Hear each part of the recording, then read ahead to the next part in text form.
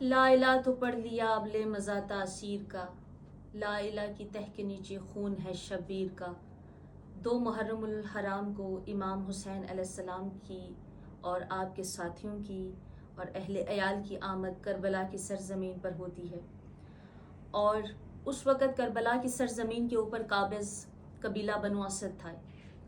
قبیلہ بنو اسد کے سرداران کو امام علیہ السلام اپنے پاس بلاتے ہیں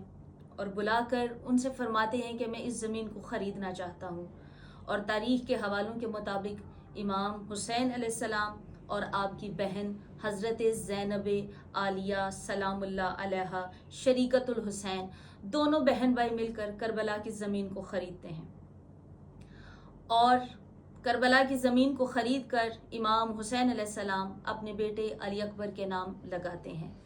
اس لیے تاریخی حوالہ جات کے مطابق اس زمین کو جاگیر علی اکبر بھی کہا جاتا ہے۔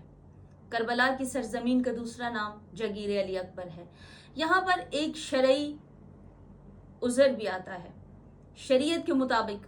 جس جگہ پر آپ کی قبر بننی ہو، چونکہ امام حسین علیہ السلام بانی شریعت تھے، جہاں پر انسان کی قبر بننی ہو وہاں پر اس قبر کی ملکیت کے لیے آپ کو اس کی قیمت ادا کرنا بہت ضروری ہوتی ہے۔ اور یہاں پر ہمیں اس بات کا بھی پتہ چلتا ہے کہ میرے مولا نے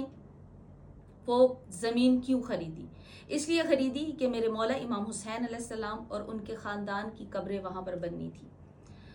اور اس کے بعد میرے مولا امام حسین علیہ السلام قبیلہ بنو اسد کے سرداروں کو ایک وصیت کرتے ہیں۔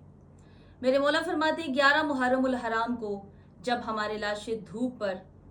بے گور و کفن پڑے ہوں گے تو آپ ہمارے لاشوں کو دفنا دینا، اور اگر کسی بھی وجہ سے آپ ہمارے لاشوں کو دفن نہ کر سکے تو تمہاری عورتیں نہر فرات پر پانی بھرنے کے لیے آئیں گی،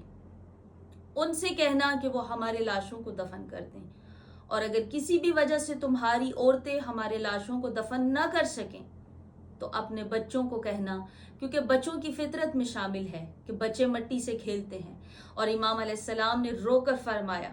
کہ اگر تمہاری عورتیں بھی ہماری لاشوں کو دفن نہ کر سکیں تو اپنے بچوں کو کہنا کہ ایک ایک مٹھی ریت کی بھر کر ہمارے لاشوں پر ڈالیں، اس طرح سے ان کا کھیل ہو جائے گا اور ہمارے لاشیں دفن ہو جائیں گے۔